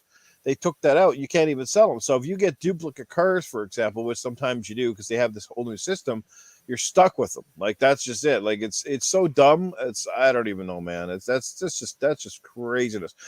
Just to get off topic, guys, I just saw this on Twitter, and I got to bring this up because this is hilarious. I think I'm going to go PC, man, because this kind of crap is hilarious. Here's a mod on PC of the Elden Ring, guys. This is freaking hilarious. Check this out. Like, my God. Wow. Like, you got Shrek. Dude. Like, and he's riding donkey. Oh my God, dude. That is the best. That's brilliant. I need this game. I thought I saw Sonic in there too. Sonic was there, yeah. I need this game now, man. Look, this is crazy. Wow. PC guys come up with everything, dude. That's some nuts. Woo! Woo! Donkey! Donkey! Watch out for the little yellow guy, donkey! Is that Sonic in the background there? Yeah, look, Yeah. Sonic the Hedgehog's over in the background. What the heck? This is craziness. I had to bring this up just because I saw it. I thought this was too funny not to share. So, oh man, unbelievable. Anyway, guys, had to put that out there. I'm sure a lot of people didn't see it, but it's like, man, the mods that people come up with for games, man, it's just absolutely crazy. Yes, the new name should be Greedy Station. Yeah, like, you know, that's the funny thing, and it always happens. It seems like this kind of crap happens the most when a company gets cocky, when they kind of start getting that market share lead, and then they start doing decisions that just don't make any sense for the fan base overall. You know what I mean? Like, you know, if you look at the Nintendo Wii, for example, how much more that Nintendo gave its user base on the Wii U shop, sorry, compared to what they've been giving their fans on the Switch store. It's just insane, you know. So yeah, Neo is in the Elden Ring. I think I saw something about that a while back. Like, they have everything, man. I don't know if you saw those amazing mods too for some of the Tomb Raider games where she's like pretty much half naked. Those are pretty cool. Yeah, because the PlayStation charged £10 for an upgrade, but on the Xbox you get it for free anyway, the next gen upgrade. So. Yeah. For some people, I saw the latest. What's the latest game that's coming out here? The new Harry Potter game. It's not getting the. It's going to have 2 separate versions for Xbox, just like the PlayStation's been having. Oh. I don't know if you guys saw that, but yeah, it's going to have 2 separate versions. Where every other game that's come out, like Assassin's Creed Valhalla's had the immediate upgrade patch or whatever.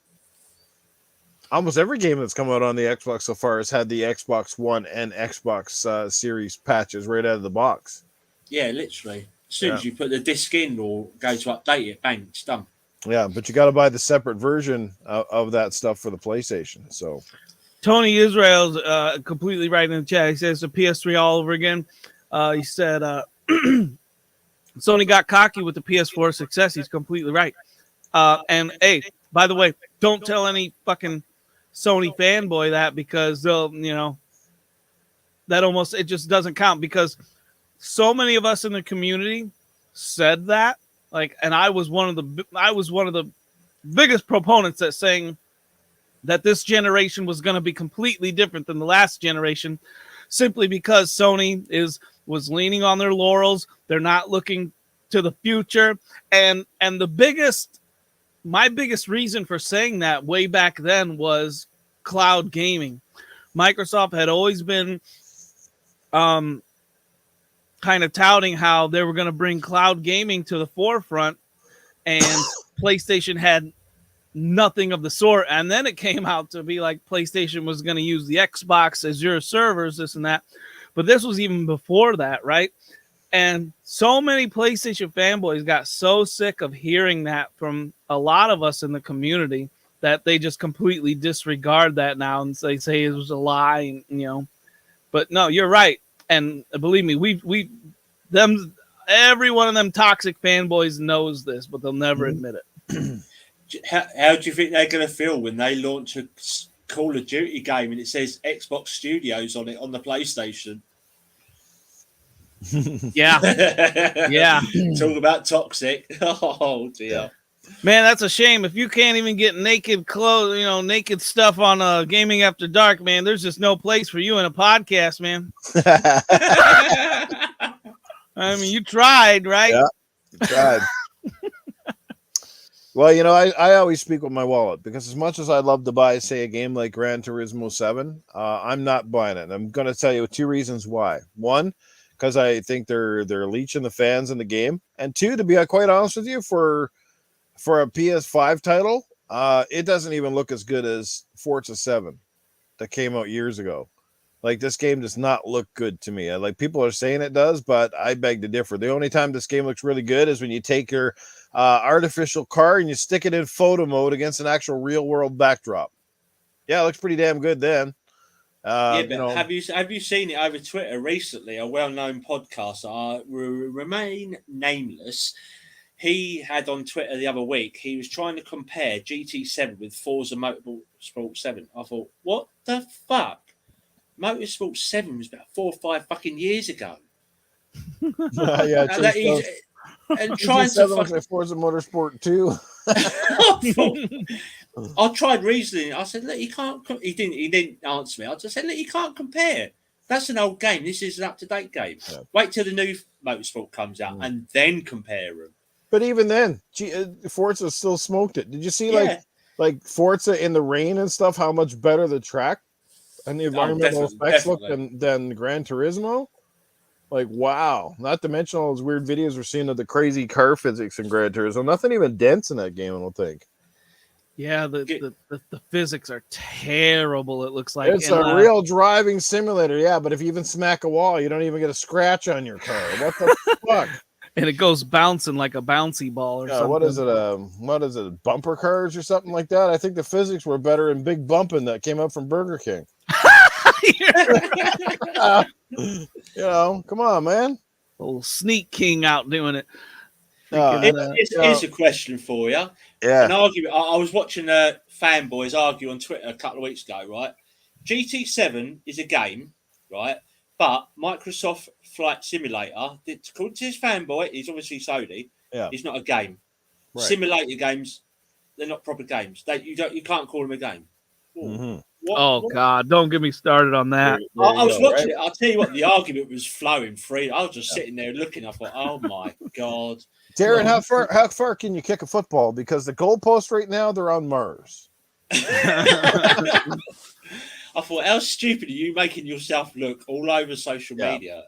The Flight Simulator is a game. But his argument was, well, no, a flight simulator is not what you call a game. That is not a proper game. You cannot play those you can't call that a story mode or nothing. It's not a proper game. But Gran Turismo 7 is a real classic game, he said. It's a brilliant game. And the most pathetic part about that is that post, that moronic fucking post, got them probably 1,000 followers. 1,000 fucking brain dead fucking fanboys, man. Mm-hmm. But thing is, people are trying to argue. I'm looking, scrolling on my phone, and thinking, just leave the conversation. Don't even bother. I've tried reasoning with people that are into Sony and this Xbox, and you can't do it. You just can't. As I said to Nuke before the show started, mute, block on, mute, block, go. What do you think about that, Batman? You can't reason with ponies. They're all stupid. No, I didn't realise this gaming community could be so toxic. When I first come onto social media a few years ago, I thought, nah, they can't be that bad. Oh my God. They don't give it a rest though. Like it's like no, they don't. They just carry on. Wake up out of bed and go, let's see what kind of shit we can start today. But it's like I said before the show started, if this Xbox community has welcomed me with open arms, i.e. Doggy 420 as well, yourself, Mav and all that. Like, I follow Mav because I sponsor the show and that, and like Pong Soul, Steel Rain, D. Like, they are absolute Fonzarelli as well. They're all fucking fantastic people. Because even Stubbsy turned around and said, "I'm glad that you're going onto podcasting out." He said, because you're meeting different. But I said, Stubbs, I said, it's absolutely fucking amazing. I'm enjoying every minute of going on these shows. You know what I mean? Fucking fantastic group you are. Brilliant. Oh, we appreciate you, man. Glad you could be here with us. So as long as you're having a good time, then it's good with us, my brother. Hell yeah, and spread the word, grow the community. We need more people with fucking their heads on their shoulders that are screwed on the right way. You know what I mean? Absolutely. I don't know how I became a panel member then. That's the only way my head is on crooked is with Smite, so I'll take them lumps. Yeah, but you can't talk common sense when you play a game like that. You just can't. Yeah. Well, gentlemen, it pretty much brings us to the end of the topics. Is there anything that you'd like to bring up or chat about before we essentially get to the end of the show here? Is there anything we missed? Anything we should be talking about that perhaps we're not? People in the chat, is there anything you'd like to hear us talk about that perhaps we might have missed tonight? I feel like there's a wrong answer to this question. The way you're presenting it. Are you sure? There's nothing else. That's how I would propose a question in one of my classes. Like, are you guys sure? Yeah. There's nothing else we can find. Yeah, I mean, Forza Horizon, yes, the Horizon games. Again, they mold it between sim and arcade. It's kind of the perfect mix of both. Obviously, they definitely side more on the arcade. I mean, the fact that you're driving cars that go over 200 miles an hour, like in the middle of deserts and through the jungle, sometimes that's not overly realistic. But those games, they are what they are. They fill an itch, so to speak. Because they're fun to play. They're expensive. There's a lot. The great visuals are amazing. The handling is amazing. They're just great games that people have fun with. I mean, my God, especially like for me, Forza Horizon 3, when they came up with that friggin' the Hot Wheels DLC. Oh my God, dude, that was so cool. And again, it complements the Forza Motorsport series. That's the thing. They're both Forza in name, but one's so much different than the other. You're a track racing guy, you're going to get your motorsport. And if you kind of like a bit of both, you still got your Horizon. And I think that's the thing. They're trying to bring racing to the forefront, to the masses. And having the critical acclaim that has come with it is great. I think Playground Games apparently is definitely now in the top tier of Microsoft Studios. Definitely one of the biggest and best purchases they've had. And thank God they were smart enough to see the writing on the wall and get that done before somebody else came in and swooped them up, because they're amazing. And I can't wait to see what they do with Fable.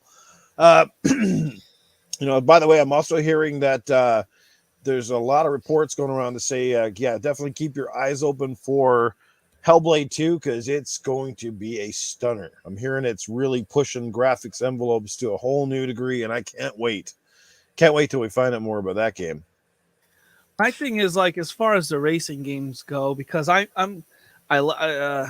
like Forza, but it could be a lot better. Like the vistas are fucking untouchable, right? As far as a driving simulator goes, or whatever. But my thing is like, why is there only like damage to cars in like a game like Wreckfest? Where's the damage at in these, quote unquote, real driving simulators? So where's it at in Forza? Where's it at in GT, Gran Turismo? The common denominator, and it's on a case by case basis, but we've heard many times that it's not that they can't do it; it's the fact that the car manufacturers, for some weird reason, don't want you to smash up their rides. And it's a video game. I don't understand why, but yeah, that's part of it. They don't want you to smash up the rides. And you can turn the damage on with Forza to a certain degree, and it's certainly a head and shoulders better than GT's damage, but it's not extensive. You know what I mean? All right, so then these video game, the developers, they need to get a liaison to talk to the manufacturers, and the manufacturers need to fucking loosen the fuck up on that, because that's just ridiculous. It is stupid. And you know what? And if this is the way I would do it. If the manufacturers were being fucking pricks about adding damage and realism to a racing simulator, if they were being pricks about it, I would go kind of like the route of Mutant League Football. I would name it a car really close to what it is supposed to be, like a McLaren, Maflaren, or something like that, Name it something slightly off, have it still be the likeness of it, and damage the shit out of that car. That's the way I would go. Yeah. Yeah, because every unlicensed car game has always had like really crazy damage. Even going back to Gran Turismo, or what do you call it, GTA 3, for crying out loud. You can beat the living daylights out of a car in that game. They blow up and fire and parts fall off. But anything licensed, man, it's always just a little cosmetic, couple of dents, and you can roll that thing down a hill, and you're like, oh, I got 2 scrapes, yay! Exactly, Justin Parsons. Yep, like in GTA. Exactly, man. Yep. Give them a funny name, have them do the same likeness, and just change them by a little bit. Just change a bumper or two. What's going on, Justin? That's my nephew, by the way. It's good to see him in the chat. Hey, the Wise Old Gamer is here again with a $20 super chat, coming in hot and heavy, and I'm going to get Darren to read this one out for us. Go ahead, Mr. Draconius. Where is it? On the screen. Hey, man, I want to say thank you. I know you think you're just doing a show, but for us, we feel like we are just shooting the shit with friends. You've helped some of us more than you think. And Titan, shut the fuck up. Hey, you ad lib and shit, man. Yeah, he had an F-bomb in there just for inspiration. Oh man, that's awesome. So he's fitting in already. That's great. Ad libbing the stuff. Great stuff. Leave Titan alone, Wiseau Gamer. Damn, it's my buddy. Leave him alone. Yes, glad everybody can hang out with us tonight. It's good to see, like I said, our good friend Mike Mullis here hanging out with us. And like I said, guys, the amount of amazing messages and stuff I've had in my DMs.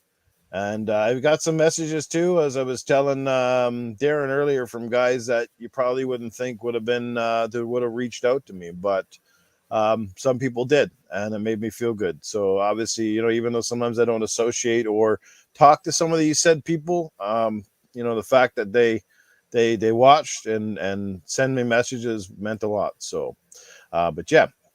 But anyway, we're down to the final bit, so let's get into the Ask Cletus or Ask Safehouse, if my voice can stand up to it, because I think my throat is just about done here. So we got a super sticker coming in from Kylo Milo. Thank you, Kylo Milo. And thank you, Metal Gear Squall. Yes. Yeah, well, like I said, man, you won't miss it too much if Titan keeps the ship rolling. He'll definitely do a good job, and leave it up to him as to what he wants to do. So. But we'll get to that point when we get there. So, but in the meantime, you got any questions? Anyone in the chat? Any questions for Safe House Sam or Mr. Cletus? My God, I may only be able to do one or two questions at Safe House. I don't know if I can. It's that Batman voice, man. That Batman voice. Oh, here it is, Cletus. What will you do now that Noof Nukem is passing away at the end of April? Well, here, fiddly diddly. I hope Noof Nukem passes away at the end of April, because I'm going to have some fun with his carcass. That's right, yeah. I'm going to hang him from a clothesline, and I'm going to fiddly diddly. I'm going to smack his little dicky. And, and I'm going to make fun of that bitch. I'm going to take all sorts of pictures of old Noof Nukem. I'm going to send them out over the internet. And he'll never be able to come back no more because he'll be so embarrassed. That's what I'm going to do. Got another one here. Oh, Jesse Darby says, "Hey, Clitoris, are you ever going to drop in on us once in a while when Titan runs the show if you have the time?" Yeah, for the Jesse Darby. Yes, sir. You never know when old Cletus is going to make an appearance. I'm always around. I'm around like a pizza. So, whenever the itch strikes, I might have to scratch it, and I might have to bring my 3 brain cells and 2 teeth to a podcast once in a while just to keep all y'all motherfuckers just entertained up in here. That's right, I do, yeah. Chase Jones wants to ask Safe House Sam the same question, where he said, now that Noof Nukem is passing away at the end of April, what are you going to do now? Hey, man, this is Safe House Sam here, baby. And if you heard me last night, I told it like it was. Noof Nukem, I don't know what the hell that guy's doing, man. Honest to God, Noof Nukem, get your head out your ass and get back in the game, brother. It don't matter. But anyway, you know what? I can hold my own. I can hold my own on any podcast. I'll be a guest up in here, up in there, wherever you want me to be a guest, baby. I'll come at you full force, full tilt, baby. That's what I'm going to do, because that's who I am. I am Safe House Sam, and I like it raw, baby. I put Tabasco sauce in my pussies, baby. Let's go. Cleans it out before he fucking eats it. Anything tastes better with hot sauce, baby. That's what I've learned. Put hot sauce and everything. She be like, what the fuck you gonna cook in chicken wings? I know, but I'm gonna make sure your steak is cooked down there, bitch. Yeah. Goddamn raw fish is better with fucking Tabasco sauce too, you know what I'm saying? And I've been in that situation a few times. Yeah. Chase Jones, if you know, you know. I got that on a few chicks in my day. Let me tell you, they should have showered before they went to the club, because let me tell you, they were a little ripe up in there afterwards. Let me tell you, it was man. It was you ever have smelling salts and your fucking eyeballs just kind of roll back in your head. I've been like that sometimes, man. I tell you, you gotta go get the clothespin off the fucking laundry, and you just gotta go down. Like I said, you gotta kill the skunk before you take the dunk. You know what I mean? Yeah, I got one for you, Safe House. All right, so if you had Graphic God design you an avatar, what would the background be? What would your background look like if you had Graphic God design you one? Or who was that question for? Safe house. Okay, Wiseau Gamer saying he's having a tornado warning, so hopefully everything will be all right there. Take care, Wiseau Gamer. We'll see you in a bit. What would your avatar be? No, what would the background be? Because we know your avatar is going to be ugly as fuck. So what would your background be? You know, my background would be this. It'd be like a fucking Millennium Falcon in the background. You know what I'm saying? But instead of holding on to the controllers, you're just gonna have two big old dicks, and you're gonna hold them fucking dicks, and you're gonna fucking shoot the whole universe down and be like, yeah, because I'm a big fucking cock-ass cocksucker motherfucker. Yeah, you cock-asses. That's what I'm gonna have, my cock-ass controller. That's what who gives a fuck about blue and fucking red furry-ass motherfucking douchebag controllers and fucking Xbox got coming out. I wipe my ass with one of them motherfuckers. I give it to your kids to play with. That's what I say. Yeah, that one's got a brown, that's that one red with a brown string up the back. That's what I do. But yeah, baby, I'd have something fucking totally absurd that you'd have to look at that thing 4 or 5 times. You might even have yourself a goddamn nightmare looking at it, because that's how crazy that kind of shit gonna be. You have the little cock extensions on the on the fucking joysticks. Cock ass extension. Nice man said Noof played Elden Ring for 10 minutes and made him quit YouTube. Probably would. You never know. Rage quit. Yeah. I'm fucking done with this shit. I was live on Twitch. Oh, man. Last question. Anybody? Hey, I got one for you here now. Wouldn't be a show without this. Hang tight, everybody. Listen wisely. Jesus Christ! All right. Hey. That was a shithouse Sam right there. Oh. Woo. All right. All right, baby. Anyway, final questions? No? All good? All righty. Well, let's close the show. Let's start by thanking our incredible guest who did not disappoint. He's been in the podcast game just for a couple of weeks now, and he's been really loving it. And like I said, I could not refuse sending him the invite when he said that was one of his missions was to get on one of my shows. And I was like, you know what? Now's the time. No time like the present, right? So I want to thank Draconius, aka Darren, for coming on here and doing a fantastic job and making us laugh tonight. Tell people, man, friend, or at least you can check you out on social media, or perhaps any future podcast endeavors you might have in the future here. They can catch me on my little gaming channel. I do stream. I waffle quite a bit on the channel as well. It's at Twitch, Darren H73, on Twitter, Draconius67, and you will be catching me, funnily enough, on Gaming Beyond the Box with Wilmy and crew tomorrow night. So I am going to be around a bit. I have been invited onto Fun Speculation, but I've got to arrange for a holiday from work because that's a weekend show, unfortunately, and I work weekends. So that one will have to wait a little while, but you can catch me tomorrow night on Gaming Beyond the Box because Wilmy reached out and I accepted. Absolutely. Well, you're going to have a great time over there. Those guys are very like-minded, good friends of Gaming After Dark, Gaming Beyond the Box. Incredible crew over there. Have a good time tomorrow night, Darren, and perhaps I will be able to catch you on that particular show. Can I just say one thing? Go for it. Thank you ever so much for the invitation and the little chat we had before. Brilliant. And thank you for the advice you gave me about a month ago when I went on to Stubbs' show for the first time. I ran with it. So I can't thank you enough for the advice.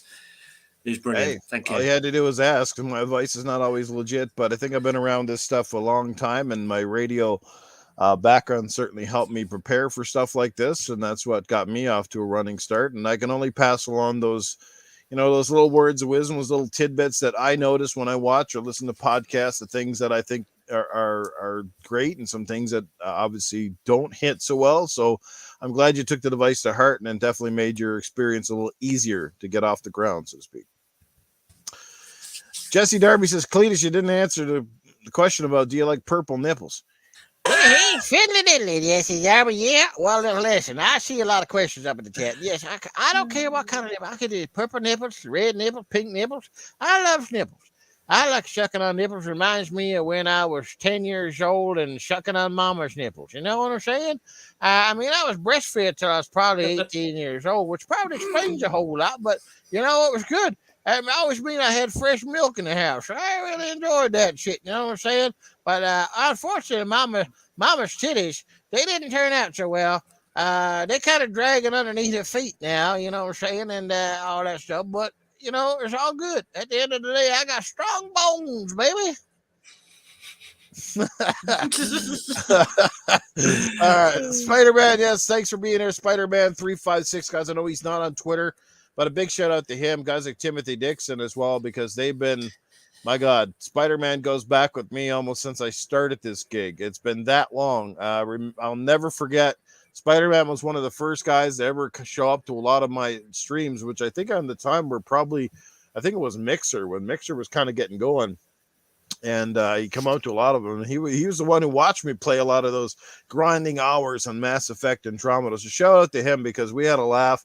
He'll always make fun of me in the puzzles because I bitched at the puzzles so much, right? Especially those glyph puzzles or whatever the hell they had. Oh my God. But yeah, man, it's good stuff. Anyway, thanks everybody to chat. Princess Zelda, you're awesome too. Thank you for being here as well. And make sure you treat Titan nice later. You know, there you go. He's got that background going in the back. Looks like he's getting ready to eat his head. But anyway, let's get over and chat with the man who brings that common back to sense, Titan Drago. Yeah, everybody. Amazing show, man. Darren's awesome having you on. Thanks for joining us, brother. You're welcome. Yeah, and I do follow you on Twitter, right? I do remember Draconian. I believe I follow you, but if I don't, let me know. But other than that, everybody, yeah, it's I'm gonna try and save all the mushy stuff for I guess our last show or something. But I would kind of like to have our last show new. For, let me know what you think. But I would kind of like to have our last show that we do together on my channel, just to kind of pull people over there, but before the absolute. Let's do it. We also got to make sure that Mag and Primal Eve are there for our final. Yeah, we got to try and get. Yeah, we got to get the old crew in there. That's right, man. It's fucking anyone that's been on the panel, right? So yeah, everybody that's been on the panel, that big fucking long list of people. Holy shit. Yeah, man. Like We've had like a parade or something. We'll have coming in and going out and coming in and going. Yeah, you can talk about, like I said, the panel, and we've been blessed. Like I said, me and Mag had a chemistry like no other, and it's too unfortunate too that he had to leave us. But like, I mean, my God, like the great guests we've had in the show, like from newcomers to people we've had back several times, like people have just really been a lot of fun, and we've been blessed with great guests, and like I said, the best chat that I can think about out there. Like you look at these names, they're like your family because they keep showing up. You know, they're here all the time, and we got some new people that haven't been here that long, but they're loving it, like John 907. Chase Jones, me and him now, we go back years. Me and Chase has been watching me do this shit since I was on the console corner. I mean, that tells you how long ago that was.